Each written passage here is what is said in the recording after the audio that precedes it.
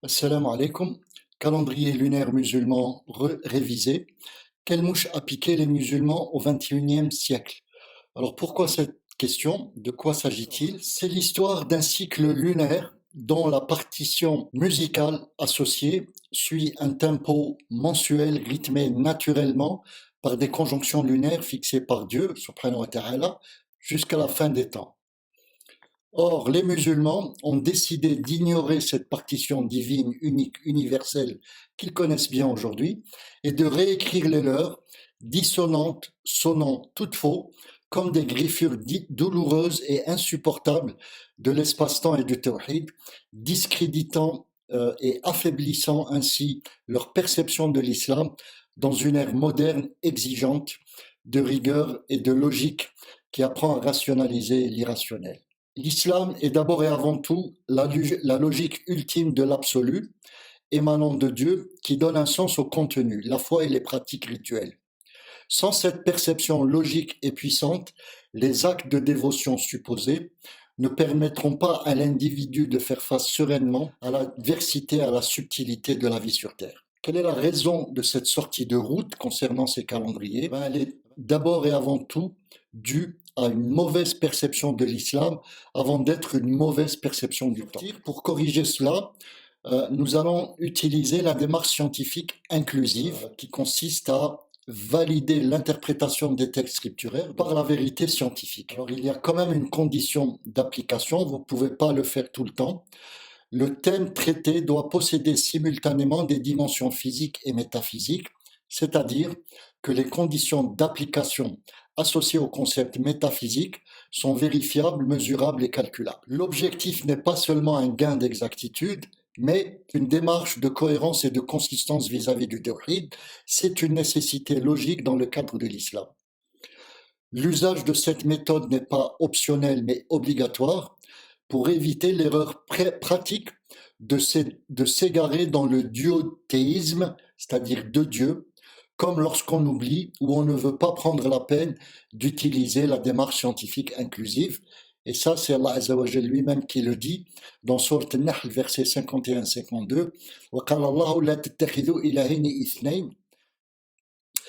Ce fondement méthodologique est puissant et robuste puisqu'il permet d'effacer tout obstacle se dressant contre une bonne perception de la logique ultime de l'absolu. Voilà, donc on va voir ce que cette démarche scientifique inclusive appliquée au thème du calendrier lunaire musulman va corriger de manière précise. On avait ces éléments-là réunis puisque d'une part nous avions des tâches rituelles à accomplir durant ces 4 mois interdits. Nous savons qu'il y a une nuit du destin Layl al-Qadr qui revient chaque année durant le Ramadan.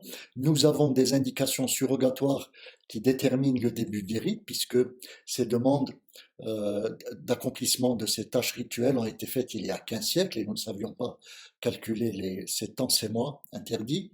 Et puis nous avons des indications surrogatoires concernant la détermination du temps imsek. Aujourd'hui, 15 siècles après, nous savons déterminer les temps puisque nous savons calculer les conjonctions lunaires et donc nous savons définir ce que c'est qu'un calendrier lunaire naturel de manière précise. Nous savons calculer et mesurer les temps Imsek Maghreb avec une petite nuance pour le Imsek puisque pour le Imsek, nous savons certes le mesurer depuis pas très longtemps, nous en parlerons dans une vidéo, mais on ne sait pas encore le calculer, ça viendra Inch'Allah. Voilà, alors, tous ces éléments vont être synthétisés dans une unité de traitement qui n'est rien d'autre que le cerveau collectif humain, qui les a interprétés, décodés, fabriqués des paradigmes, donc des modèles d'interprétation, qui eux vont être pris en main par un autre cerveau collectif qui lui va se charger plutôt de la communication de masse et nous livrer par toutes les voies possibles et les voies modernes, notamment la vidéo, 3 éléments, 3 conclusions essentielles. La première, c'est qu'on se retrouve avec 4 définitions artificielles donc du calendrier lunaire à l'usage de l'islam. D'autre part, nous avons un postulat du jour légal commençant au Maghreb et une interprétation du hadith de la visibilité qui dit que la visibilité du levant est un marqueur du premier jour. Alors l'utilisation de cette démarche scientifique inclusive, c'est-à-dire la validation scientifique de ces paradigmes, va nous permettre d'invalider en fait ces paradigmes et les remplacer par d'autres qui sont plus corrects et plus cohérents avec la vérité scientifique. Et notamment, donc ces définitions artificielles vont être rendues caduques et remplacées par une définition naturelle universelle qui, bien sûr, dépend de l'instant INSEC. Ce postulat du jour légal va être invalidé, comme nous allons le voir, ainsi que cette interprétation de la visibilité du levant comme marqueur du premier jour. Maintenant, nous abordons la vérité scientifique et nous allons voir comment la partition musicale du cycle lunaire naturel est rythmée. Le rythme est fixé par les conjonctions lunaires. Durant l'année de révolution du système Terre-Lune autour du Soleil, les trois astres Terre-Lune-Soleil vont se retrouver alignés 13 fois, avec la Lune entre la Terre et le Soleil, soit 13 conjonctions lunaires, au sens nouvelle lune obscure ou en anglais dark new moon. C'est vraiment la naissance, le moment où les compteurs sont remis à zéro. Ce n'est pas le croissant lunaire, la nouvelle lune visible, qui a lieu plusieurs heures après l'avènement de la conjonction lunaire. Donc, il est important de faire cette distinction. 13 conjonctions lunaires consécutives représentent 12 mois lunaires consécutifs, soit une année lunaire de 354 à 355 jours. Deux conjonctions lunaires consécutives délimitent naturellement un mois lunaire avec 29 ou 30 jours au sens lunaire. Alors sens lunaire, ça veut dire que le dernier jour d'un mois lunaire est à cheval entre 2 mois, 2 périodes mensuelles consécutives. Et finalement, l'homme a appris à calculer les dates et heures de ces conjonctions lunaires avec une précision inférieure à 1 seconde. Elles sont donc prévisibles des années à l'avance. Définition générique du mois lunaire. Pourquoi générique? Parce qu'il s'applique de manière invariable à tout type d'activité, qu'elle soit religieuse, professionnelle, sportive, festive, etc. On peut dire que le mois lunaire recense le nombre de jours entre deux conjonctions lunaires consécutives qui commencent à un temps de référence choisi, TRF. On peut aussi dire qu'il recense les temps de passage par l'instant TRF entre deux conjonctions lunaires consécutives. Alors le paramètre TRF est le seul à être libre dans l'absolu. Et le paramètre TRF peut être aussi bien fixe, constant chaque jour, ou flottant, c'est-à-dire il peut varier chaque jour. Si vous prenez par exemple le lever du soleil ou le coucher du soleil, pour fixer les idées. Ensuite, les deux autres paramètres colorés en rouge et bleu sont fixés par la nature. L'homme n'a aucun contrôle possible sur eux. Le fait qu'il y ait deux conjonctions lunaires consécutives et le fait que le dernier jour soit à cheval entre deux périodes mensuelles. Dans la suite de cette présentation, la définition générique du mois lunaire sera confondue avec le choix du temps de référence. Donc notez bien que jusque-là, nous ne parlons pas des calendriers lunaires à l'usage de l'islam. Nous parlons donc de la définition du mois lunaire de manière générique, de manière non spécifique. Alors, propriété des mois lunaires naturels, donc pour voir cela, on a pris deux exemples avec deux temps de référence différents. Temps de référence T1, temps de référence T2, et là donc on a conjonction lunaire DNM9 et DNM10, dans les deux cas, hein, c'est les mêmes. Alors qu'est-ce qui les réunit, qu'est-ce qui les différencie? C'est mois M9 par exemple. Les deux mois sont naturels car ils respectent les conjonctions lunaires, DNM, hein, n'est-ce pas? En conséquence, ils ont la même durée, la durée inscrite entre deux conjonctions lunaires consécutives, hein, même si les temps de référence sont différents. Par contre, ces deux calendriers sont intrinsèquement différents du fait que les jours respectifs ne commencent pas à la même heure, TRF différent. Donc ici c'est T1, ici c'est T2. Donc vous voyez que T2 est décalé par rapport à T1. Voilà. Et puis si on recense le nombre de passages par ces temps de référence, là on en a 30 par exemple, et là on en a 29, on aurait pu avoir le même nombre. D'autre part, on voit que T1, c'est la durée de vie du 29e jour de M8 avant qu'il ne soit interrompu dans son cycle par la conjonction lunaire numéro 9. Et T3, c'est la durée de vie du 30e jour de M9 avant qu'il soit interrompu par la conjonction lunaire. Et enfin, T2, c'est un temps de latence qui ne participe pas à l'incrément du nombre de jours dans M9, mais il permet simplement au cycle journalier qui a commencé au 29e jour de M8 de se terminer durant M9. Comme T4, c'est le temps de latence qui accompagne, qui complète le dernier jour de M9. Nous allons maintenant examiner une autre propriété des calendriers lunaires naturels. Ça concerne la distribution des temps de latence que nous avons appelé cette fois delta T0 pour les besoins de l'étude et qui sont rien d'autre que les T2 et T4 que nous avions définis précédemment. L'étude que nous avons faite considère les intervalles de temps delta T0 des mois de Ramadan et de Chouel entre les années 1938 et 2038 à Lausanne. Nous avons collecté 208 points et nous avons regardé comment ils se distribuent sur 10 intervalles de temps entre 0 et 24 heures. Le résultat est éloquent puisque nous avons obtenu deux résultats essentiellement. Le premier, c'est que cette distribution que vous voyez en bleu, elle est totalement inscrite dans les limites de l'intervalle de 24 heures, donc il n'y a aucun débordement, d'accord? Et la deuxième, c'est que la forme de cette distribution en bleu n'est pas quelconque, elle est régulièrement plate, elle est uniforme, c'est-à-dire qu'elle peut être décrite par cette droite horizontale rouge, ok?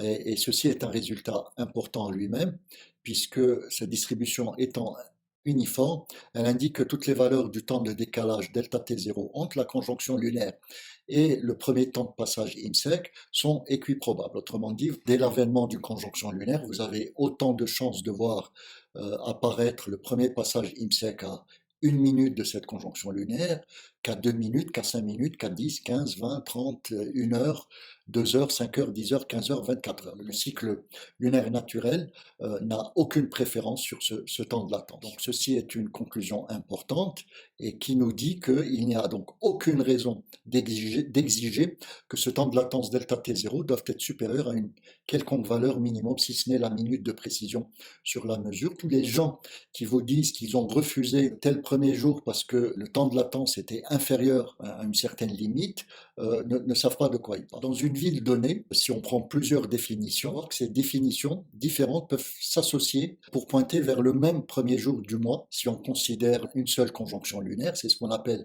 l'appariement simple, ou alors ils peuvent s'associer pour pointer vers les mêmes premiers et derniers jours du mois, si on considère deux conjonctions lunaires consécutives, et c'est ce qu'on appelle l'appariement double. Alors qu'est-ce qui se passe? Nous avons un premier groupe de définition qui va lui pointer vers un premier jour du mois, qui on va l'appeler par exemple au plus tôt. Le deuxième groupe restant, lui, va pointer vers l'autre premier jour du mois qui va être au plus tard. Donc il n'y a que deux possibilités de premier jour, il n'y en a pas un troisième. C'est ce qui s'appelle l'appariement simple qui nous donne deux groupes de définition. Maintenant, si on considère deux conjonctions lunaires consécutives, donc on considère à la fois le premier jour et le dernier jour du mois, à ce moment-là, on a trois possibilités. Donc, un premier groupe va pointer, par exemple, vers cette combinaison du premier jour pris au plus tôt et un dernier jour pris au plus tôt. Dans ce cas, on a un mois de 29 jours. On a un deuxième groupe qui va se constituer pour pointer vers le premier jour au plus tard et le dernier jour au plus tard. Donc, de nouveau, on a 29 jours, mais décalés dans le temps d'un jour par rapport au premier calendrier. Et puis, un dernier groupe, qui lui, c'est le groupe mixte, qui va s'associer avec un premier jour au plus tôt et le dernier jour au plus tard. Donc, on aura un jour de plus, soit un calendrier de 30 jours, un calendrier mensuel de 30 jours.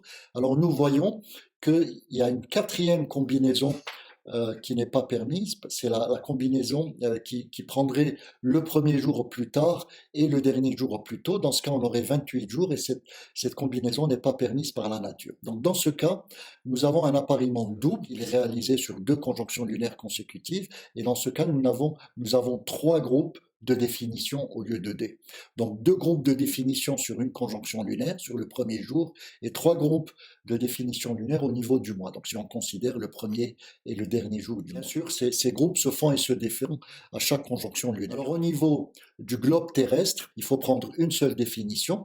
Dans ce cas, on va voir apparaître deux régions géographiques qui vont pointer chacune vers un premier jour du mois, et puis trois régions géographiques qui vont pointer à la fois vers un premier et dernier jour du mois. Donc on aura trois calendriers mensuels sur le globe terrestre. Différence entre mois lunaire naturel et artificiel. Pour comprendre cela, nous partons d'un mois lunaire naturel. Donc nous voyons que le mois M9 va recenser 30 jours qui commence au temps de référence T3 entre deux conjonctions lunaires naturelles consécutives. Toutes les durées sont définies. Alors, comment, à partir de là, peut-on générer un calendrier artificiel? Il suffit pour cela de modifier la définition qui sous-tend de telle manière à rejeter le premier jour. Autrement dit, dans ce calendrier, dans ce nouveau mois artificiel, le premier jour ne sera pas le numéro 1, mais le numéro 2. De ce fait, le numéro 1 va être réaffecté, réattaché au mois M8 comme étant le dernier jour de M8. Donc ceci a une conséquence importante, et notamment de redimensionner les frontières temporelles du mois M9. En effet, la conjonction lunaire naturelle numéro 9, elle ne fait plus l'affaire, elle va être négligée, et elle va être remplacée par une autre conjonction lunaire artificielle qui va être située entre les jours 1 et 2 du cycle lunaire naturel. De ce fait, le jour numéro 2 ici va devenir le jour numéro 1, conformément à la définition, et le jour numéro 1 ici va devenir le jour numéro 30 du mois M8. Nous obtenons, grâce à cela, un nouveau mois artificiel, le mois M9, qui cette fois-ci va compter 29 jours au lieu de 30, et M8 va compter un jour de plus au lieu de 29. Alors ceci était une variante, nous pouvons avoir une deuxième variante qui, elle, va consister à transgresser les deux conjonctions lunaires naturelles, DNM9 et DNM10, et les remplacer par des pseudo-conjonctions lunaires artificielles, MDNM9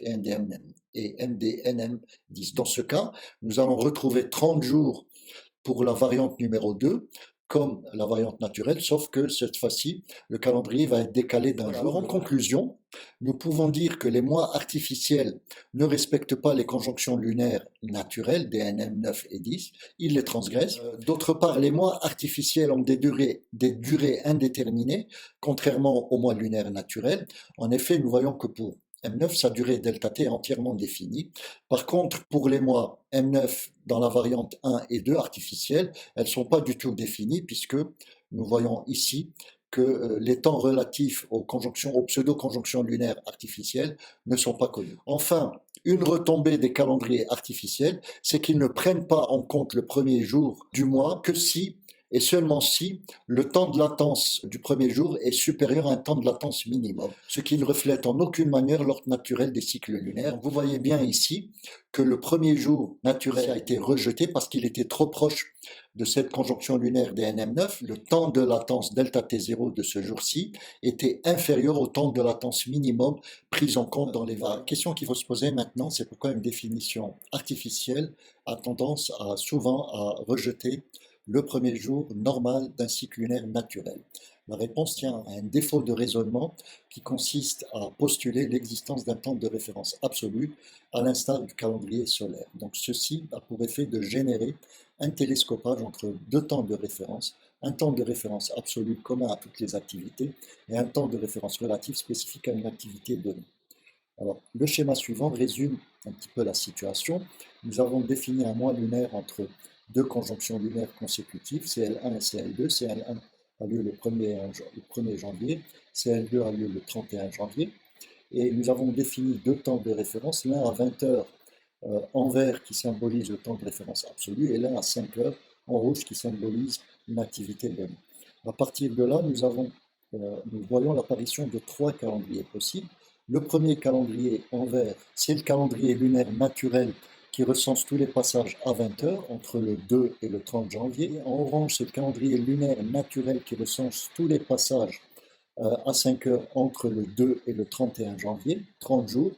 Et puis, le calendrier artificiel qui, lui, va recenser tous les passages indexés à 5 heures, cette fois-ci entre le 3 et le 31 janvier. En effet, on voit que le premier passage du mois à 5 heures, c'est celui du 3 janvier, qui est indexé sur le premier passage de 20 heures le 2 janvier. Le passage de 5 heures du 2 janvier, lui, il est indexé sur le passage de 20 heures du 1er janvier qui, lui, ne fait pas partie du mois. En conclusion, quelle est l'origine de l'anomalie? C'est l'usage d'un temps de référence absolu, où on se retrouve donc avec deux calendriers, l'un naturel, l'autre artificiellement induit par le premier dans lequel les passages des temps T2 relatifs sont indexés sur les passages des temps T1 absolus, d'où le télescopage. D'autre part, contrairement au calendrier solaire, définir un temps de référence absolu pour les calendriers lunaires n'a pas de sens. Chaque activité caractérisée par un temps de référence donné doit être pris en compte dans un calendrier lunaire naturel. Application à l'islam. Calendrier lunaire naturel à l'usage de l'islam. Nous devons considérer trois activités principales. Durant le ramadan, il s'agit essentiellement de jeûner, donc le temps de référence c'est l'instant IMSEC. Nous allons considérer le calendrier lunaire naturel IMSEC avec cette abréviation et on a nommé aussi calendrier numéro 1. Ce calendrier est utilisé aussi pour gérer tous les autres mois de l'année, donc c'est le calendrier lunaire annuel de référence. Les nuits du destin qui sont importantes, notamment c'est des nuits impaires durant les 10 derniers jours du mois de Ramadan. Pour les appréhender, il faut utiliser le calendrier lunaire naturel Maghreb qui utilise donc l'instant Maghreb comme temps de référence. Et puis nous avons le Tarawih durant le mois de Ramadan et pour cela nous devons utiliser un temps de référence qui est l'instant Isha plus 30 minutes, donc le calendrier lunaire naturel Isha plus 30 minutes. Alors, ce qui est important de savoir, c'est que nous ne sommes pas obligés d'utiliser les trois calendriers, nous pouvons nous affranchir des deux derniers, le calendrier lunaire naturel Maghreb et le calendrier lunaire naturel Isha. Pour cela, nous allons utiliser des règles de correspondance. Alors, je prends pour exemple les relations d'ordre entre les nuits du calendrier naturel Maghreb et les nuits du calendrier naturel IMSEC. Donc, cette relation d'ordre dépend d'un seul paramètre qui n'est rien d'autre que l'intervalle de temps dans lequel a lieu la conjonction lunaire. Voici un tableau récapitulatif. Nous avons deux conditions sur le moment d'occurrence de la conjonction lunaire numéro 1, c'est-à-dire la conjonction lunaire d'ouverture du mois. Donc, si celle-ci a lieu durant l'intervalle IMSEC-Maghreb, dans le sens de rotation des aiguilles d'une montre, c'est-à-dire le jour, le premier temps de passage du mois, c'est le Maghreb avant le IMSEC. Et dans ce cas, la nuit précède le jour. Le rang des nuits selon le calendrier naturel Maghreb, qui est donc c'est le rang N, va correspondre au rang N-1 des nuits selon le calendrier naturel IMSEC. Autrement dit, la 10e nuit selon le calendrier naturel Maghreb va correspondre à la 9e nuit selon le calendrier naturel IMSEC si la conjonction lunaire a lieu dans l'intervalle Maghreb-IMSEC, c'est-à-dire la nuit. Dans ce cas, le premier temps de passage du mois, ça va être l'IMSEC avant le Maghreb, le jour précède la nuit, et dans ce cas, la parité des nuits dans le calendrier naturel Maghreb et dans le calendrier naturel IMSEC est strictement la même. En conclusion, nous pouvons dire que les nuits impaires dans le calendrier naturel Maghreb restent impaires dans le calendrier naturel IMSEC si la conjonction lunaire d'ouverture a lieu la nuit et deviennent paires inférieures, c'est-à-dire d'une unité, dans le calendrier IMSEC lorsque la conjonction lunaire a lieu le jour. On peut donc en déduire que le postulat de l'égalité de la nuit qui précède le jour n'est plus applicable. En le supprimant, on supprime avec lui l'usage incongru du temps de référence absolu qui n'a plus aucun sens et qui est responsable de la genèse des calendriers artificiels. Donc en conclusion, du fait de la remarque numéro 1, le calendrier naturel lunaire Maghreb n'est donc plus très utile, le calendrier naturel IMSEC suffit, et la même chose pour le calendrier naturel Tarawih. Alors observation concernant le postulat du jour légal, il est aujourd'hui le principal responsable de la déroute des musulmans sur le thème du calendrier lunaire. Contrairement à l'affirmation du postulat, on voit bien que la nuit ne précède pas toujours le jour. Cela dépend du moment où la conjonction lunaire survient, le jour ou la nuit. Alors, quels sont les calendriers artificiels utilisés aujourd'hui? Il y en a 4. Alors, le calendrier 2, lui, utilise le postulat de jour légal, mais ignore le concept de visibilité. Lui va recenser le nombre de passages IMSEC, non pas entre deux conjonctions lunaires naturelles consécutives, mais entre deux conjonctions lunaires consécutives, dont l'une au moins est artificielle. Donc les calendriers 3, 4 et 5, eux, vont utiliser le concept de visibilité. Les deux en bleu utilisent la visibilité calculée, mais pas le calendrier numéro 5. Alors le calendrier numéro 3, lui, il va calculer l'unification des levants. Donc c'est notamment la Turquie, France et l'Allemagne qui utilisent beaucoup ce calendrier. Et ce qu'il fait en réalité, c'est recenser le nombre de passages IMSEC entre deux visibilités virtuelles consécutives, ou si vous voulez, deux visibilités calculées consécutives, quelque part dans le monde. C'est jamais au même endroit, donc dans deux endroits différents. Le calendrier 4, lui, il fait à peu près la même chose puisqu'il calcule la diversification des levants, notamment s'appliquée par l'Arabie Saoudite et probablement les pays du Golfe. Il recense le nombre de passages IMSEC entre deux visibilités virtuelles consécutives calculées dans la même localité. Contre le calendrier 5, lui, c'est l'observation directe selon la nuit du doute non corrigée par le calcul des conjonctions lunaires, donc c'est le calendrier vintage, qui lui donc va recenser le nombre de passages IMSEC entre deux visibilités consécutives de levant ou des comptes à 30 jours dans la même localité. Ces 4 calendriers sont artificiels parce qu'ils ne calculent pas le nombre de passages IMSEC entre 2 conjonctions lunaires naturelles consécutives, donc ils utilisent leur propre tempo, leur propre rythme des frontières temporelles. Chaque calendrier artificiel IMSEC est déduit d'un calendrier lunaire naturel pris à un temps de référence absolu. Et ce temps de référence absolu est propre à chaque calendrier artificiel.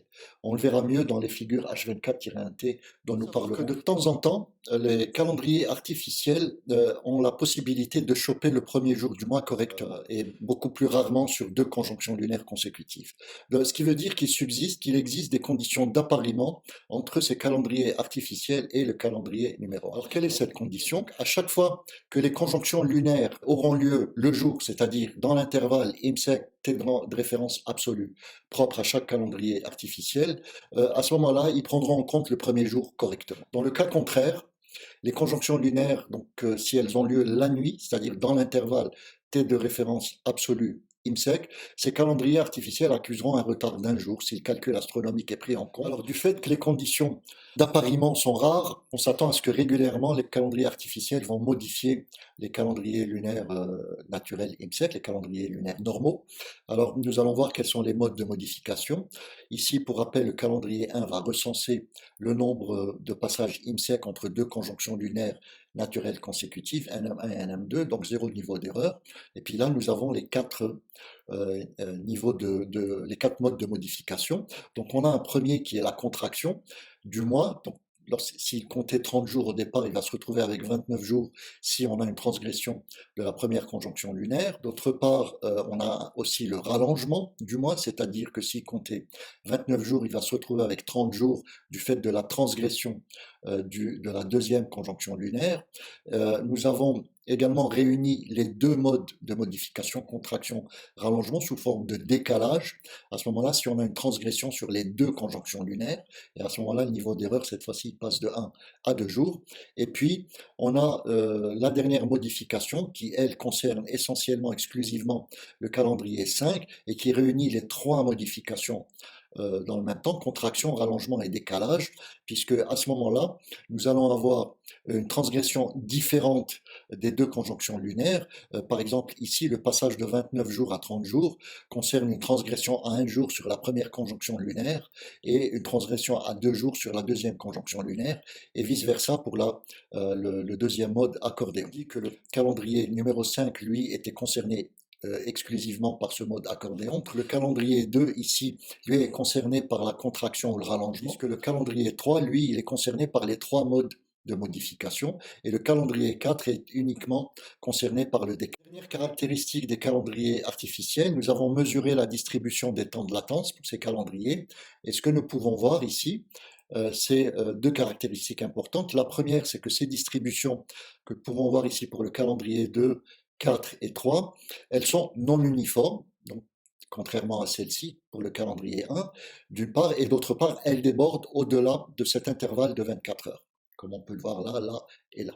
Donc ceci n'est pas normal. Du fait de ce débordement au-delà de cet intervalle de 24 heures, ceci va générer un effet de seuil minimum sur les temps de latence, comme on peut le voir ici.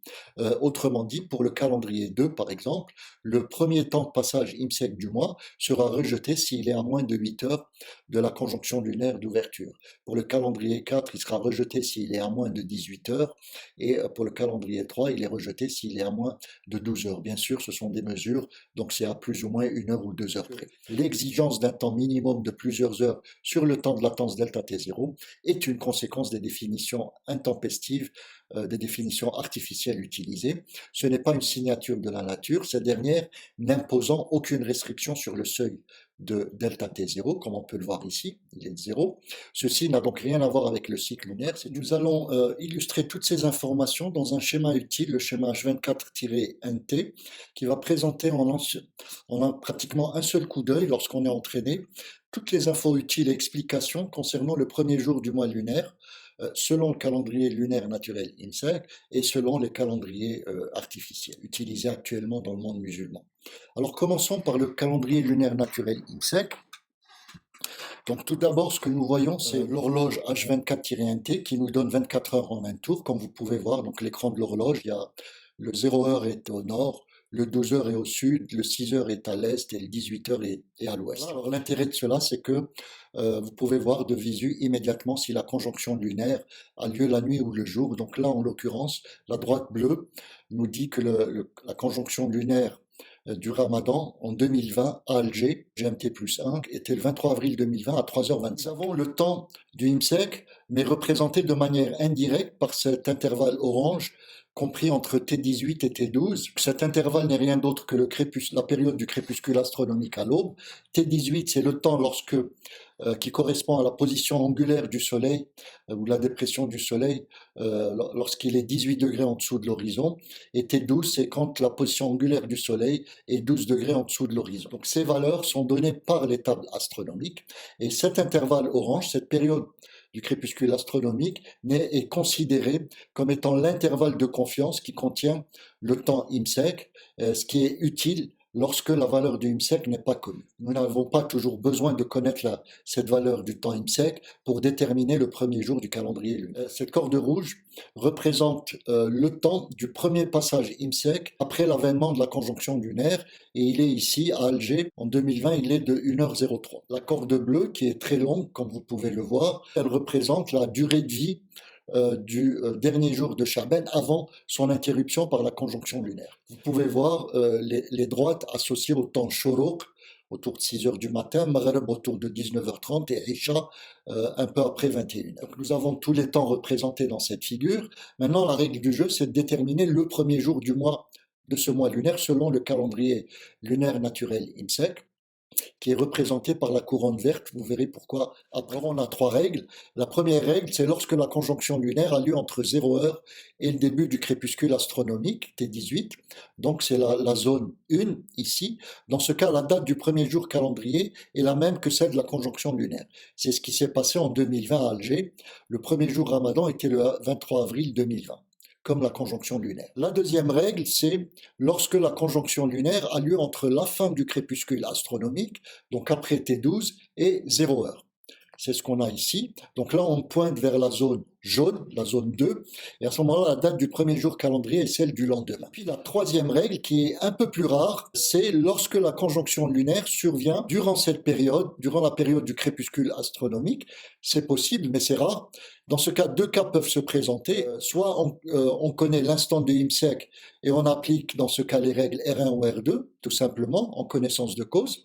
Ou alors, on ne connaît pas l'instant IMSEC et à ce moment-là, on applique la règle R2 pour dissiper le doute, comme si la conjonction lunaire avait eu lieu après le temps de IMSEC. Dans ce cas, on a 50% de chance de nous tromper. Alors, ce qu'il faut remarquer, c'est que si la conjonction lunaire a lieu dans les zones 1 ou 2, la connaissance de l'instant IMSEC n'est pas utile pour déterminer le premier jour du mois, ce qui est le cas dans 95% du temps. Voilà, donc maintenant nous allons adjoindre à cette figure les couronnes associées au calendrier 2, 3 et 4, les calendriers artificiels, et voir à quoi correspondent ces conditions d'apparition respectives. Alors pour cela, il faut noter d'abord que la couronne 1 est entièrement verte, celle qui correspond au calendrier 1, car quel que soit le moment d'occurrence de la conjonction lunaire, le calendrier associé identifie toujours correctement le premier jour du mois. Ce n'est pas le cas des couronnes 2, 3 et 4. On voit que les couronnes vertes ont, contrairement au calendrier numéro 1, une étendue réduite par rapport à 24 heures. Ces zones vertes réduites sont calculées à partir des définitions artificielles. Elles illustrent les conditions d'appariement propres à chacune des définitions associées. Donc si la droite représentant la conjonction lunaire passe par l'une de ces zones vertes, les premiers jours des calendriers associés seront appariés à celui du calendrier 1 et prédiront le premier jour correctement. Sinon, là où la droite passe par la portion blanche de la couronne, le calendrier associé verra son premier jour retardé de 24 heures. Donc nous pouvons voir ici que pour le calendrier 2, il va prendre en considération correctement le premier jour. La droite associée à la conjonction lunaire passe par la zone verte, tandis que pour les calendriers 3 et 4, ce n'est pas le cas. Et donc, le premier jour du mois de Chouel ne sera pas le 23 mai, mais le 24 mai. Cette zone verte n'est rien d'autre que ce qu'on avait appelé la zone jour, qui est comprise entre le temps IMSEC et le temps de référence absolu. Donc, pour le calendrier 2, le temps de référence absolu, c'est le temps Maghreb, qui correspond à cette ligne. Pour le calendrier 3, c'est celui-là qui intervient un peu avant 18 heures. Ce temps-là est, contrairement à celui du calendrier 2, complètement imprévisible. C'est le calcul qui le donne. Et pour le calendrier 4, la même chose, que la zone jour du calendrier 4 est très réduite, elle dure que 2 heures pratiquement, et au-delà, dès que vous dépassez les 8 heures, vous êtes dans la zone nuit. Pour le calendrier 3, dès que vous dépassez les 17 heures environ, vous êtes dans la zone nuit, c'est-à-dire que ça n'attend pas le coucher du soleil, du matin. Application de ces figures, nous sommes à Dakar, Sénégal, GMT plus 0. Chaque figure correspond à une conjonction lunaire. La conjonction lunaire du Ramadan a lieu la nuit, donc à 2h25, le 23 avril 2020. Comme elle a lieu durant la zone 1, le premier jour du Ramadan, c'est le même jour, c'est-à-dire le 23 avril. Pour Chouel, la conjonction lunaire a lieu à 17h37, le 22 mai, ici. Donc, premier jour de Chouel, le lendemain, puisqu'on est dans la zone. Que la durée du mois est de 711 heures et le nombre de jours de jeûne est de 30 jours. Premier passage du temps IMSEC après la conjonction lunaire a lieu 3h12 après. Pour Chouel, il a eu lieu 11h45. Le dernier jour de Ramadan a duré 12h25 en bleu et le dernier jour de Sha'ban a duré 21 heures environ ici en bleu. Qu'en est-il des calendriers artificiels 2, 3 et 4? Alors ce que nous voyons, c'est que la conjonction lunaire a lieu dans la zone nuit, la zone blanche pour les calendriers 2, 3 et 4. Dans ce cas, le premier jour du Ramadan pour ces trois calendriers n'est pas le 23 mais le 24 avril. Par contre, ici, pour Chouel, c'est un peu différent puisque nous voyons que la conjonction lunaire a lieu dans la zone verte du calendrier 2, la zone d'appariement. Donc, pour le calendrier 2, le premier jour de Chouel, c'est le 23 mai, comme pour le calendrier 1. Et dans ce cas, le calendrier 2 prédit 29 jours de jeûne. Par contre, pour les calendriers 3 et 4, nous voyons que, aussi bien pour Ramadan que Chouel, le premier jour est rejeté. Et dans ce cas, ces deux calendriers prédisent 30 jours de jeûne, mais décalés dans le temps d'un jour. Voilà, donc cette figure H24-1T est très intéressante puisqu'elle montre comment les calendriers artificiels 2, 3 et 4 travestissent la réalité, déforment la réalité, l'ordre, si vous voulez, normal du cycle lunaire naturel. Nous avons vu que c'était dû d'une part à ce postulat du jour légal qui était faux la moitié du temps, mais c'est aussi dû, notamment pour les calendriers 3, 4 et 5 par la même occasion, que c'était dû à une mauvaise utilisation du hadith sur la visibilité. Donc nous allons regarder de plus près ce que dit ce hadith. Donc ceci est une variante qui a été rapportée. Somu li ru'yatihi waftaru li ru'yatihi fa in ghumma alaykum fa akmilu al-idda. Ghumma alaykum, ça un rapport avec les nuages. S'il y a une couverture nuageuse, faites le décompte à 30 jours. Alors, ce hadith n'indique pas que le premier jour effectif du mois est celui qui suit la visibilité du croissant lunaire, comme il est considéré actuellement par ceux qui utilisent le calendrier 3, 4 et 5, car nous savons aujourd'hui que pour pouvoir voir le levant sans instrument, le levant c'est le croissant lunaire, la nouvelle lune visible en quelque sorte, il faudrait que ce dernier ait au moins 16 heures d'âge en moyenne, ce qui signifie pour cette époque que le premier jour effectif était déjà dépassé. La connaissance aujourd'hui nous dit que ce ne peut pas être le premier jour effectif du mois. Donc pourquoi insister? Ce qu'a fait le prophète Mohammed sallallahu alayhi wa sallam, pour ceux qui invoquent la tradition, etc., n'entre pas en ligne de compte ici, car personne ne peut témoigner de la manière avec laquelle il procédait, mis à part qu'il s'isolait au début du mois de Sha'ban, par exemple, comme ça a été cité par Aïcha, Anna, etc. Donc il s'isolait au début du mois de Sha'ban pour déterminer le premier jour du Ramadan. On ne sait pas si c'est lui qui s'évertuait à déterminer ce premier jour, oui, il bénéficiait du coup de pouce de Jibril alayhi salam par exemple. Alors, ce hadith dit seulement que la visibilité du levant indique que le mois a effectivement commencé, et seulement ceci, et qu'on peut, dans ce cas, entamer ou arrêter le jeûne. Mais nous ne savons pas si c'est le premier, le deuxième ou le troisième jour. Cette interprétation est davantage confirmée par l'obligation de retarder d'un jour l'entrée en matière dans l'activité rituelle en cas de couverture nuageuse. En effet, le premier jour effectif d'un mois ne peut en aucun cas dépendre de la couverture nuageuse, mais seulement de l'alignement Terre-Lune-Soleil. En conclusion, en résumé de ce hadith, ce qu'il nous dit, c'est retarder seulement pour s'assurer. Inversement, si on est sûr que le mois a commencé, si on connaît les conjonctions lunaires, il n'y a aucune nécessité de retarder التأكد أو المعرفة يلغي ضرورة التأخر. Illustration de cela, le 22 mai 2020 à 19h37 à 19h39, la phase lunaire était comme ceci. Dans ce cas, nous avons deux nuits du doute possibles. Celle qui a lieu le 22 et la nuit du doute du 23. Si la nuit du doute a lieu le 22, n'est-ce pas, ici, on voit que le levant n'est pas visible, ça veut dire décompte à 30 jours et premier jour le 24. Ici, si on considère la nuit du doute le 23, on voit que le levant n'est toujours pas visible, décompte à 30 jours et premier jour le 25. Or, si on avait utilisé directement le calendrier naturel IMSEC, le premier jour aurait été le 23 mai, soit de 1 à 2 jours d'attente inutile. Maintenant, nous allons résumer les 5 calendriers, les qualités et les défauts, si vous voulez.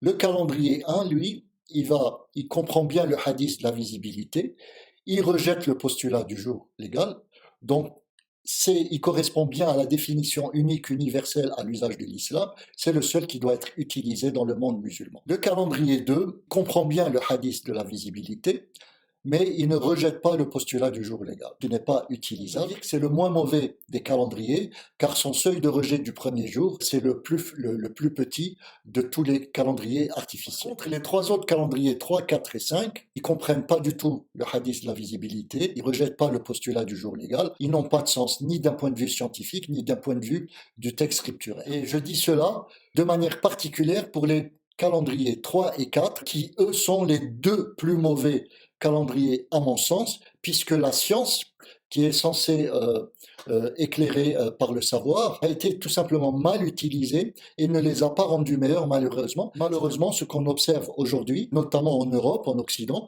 c'est que ces deux calendriers, notamment le calendrier numéro 3, c'est les deux qui sont, celui qui est en vogue et sur laquelle il y a une pression marketing immense pour inciter les musulmans à suivre.